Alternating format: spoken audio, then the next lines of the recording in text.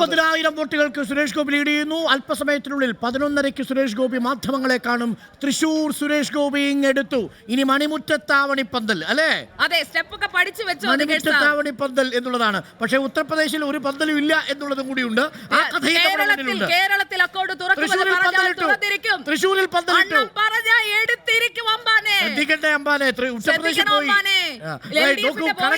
കണക്കുകൾ നമ്മളോട് പറയുന്ന കഥ ഇതാണ്. ഇടുക്കി ലീഡ് ചെയ്യുന്നു. പഞ്ചാബിലെ ജലന്ധറിൽ മുൻ മുഖ്യമന്ത്രി ചരൺജിത് സിംഗിന് ചന്നിക്ക് 28,000 വോട്ടിന്റെ ലീഡുണ്ട്. ഏറ്റവും പ്രധാനപ്പെട്ട നോട്ടം ഉത്തർപ്രദേശിൽ എന്ത് സംഭവിക്കുന്നു എന്നുള്ളത് കൂടിയാണ്. കേരളത്തിൽ പരാമർശം നടത്തിയ കേന്ദ്രമന്ത്രി പർഷോത്തം റൂപാലയ്ക്ക് 1.8 ലക്ഷത്തിന്റെ ലീഡ്. നോക്കൂ, ആറ്റിങ്ങലും ആലത്തൂരും മാത്രമാണ് LDFന്റെ പ്രതീക്ഷയുള്ളത് ഈ ഘട്ടത്തിൽ. ആറ്റിങ്ങലിലും ആലത്തൂരിലും മാത്രം ആലത്തൂർ ലീഡ് ചെയ്യുന്നു. ആറ്റിങ്ങലിൽ കുറച്ചു വോട്ടുകൾക്ക് മാത്രം പിന്നിലാണ് വി ജോയ്. 77,611 ലീഡ് ഉയർത്തിയിരിക്കുകയാണ് ഹൈബിയുടെ ലീഡ് പ്രതീക്ഷിച്ചതിലും മുകളിലാണ്. കാരണം നേരത്തെ ഉണ്ടായിരുന്ന ലീഡിനോട് അടുത്തെത്താൻ കഴിയുന്ന വിധത്തിലാണ് ഹൈബിയുടെ പോക്കിപ്പോ എന്ന് പറയേണ്ടി വരും. പാലക്കാട് UDFന്റെ ലീഡ് 26,900 ഉയർന്നിരിക്കുന്നു.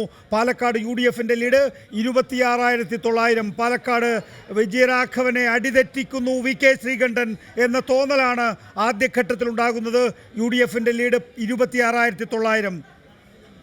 ഇടുക്കിയിലെ ലീഡ് 60,000 കടന്നിരിക്കുന്നു. ഇടുക്കിയിലും വിജയമുറപ്പിച്ചിരിക്കുന്നു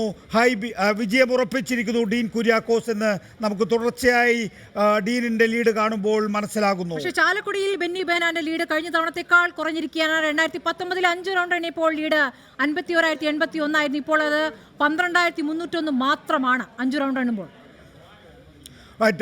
ഇപ്പോൾ ലഭ്യമാകുന്ന വിവരമനുസരിച്ച് എറണാകുളത്ത് 77,611 വോട്ടുകളും പാലക്കാട് 26,900 വോട്ടുകളുമാണ് ലീഡ് ചെയ്യുന്നത് UDF.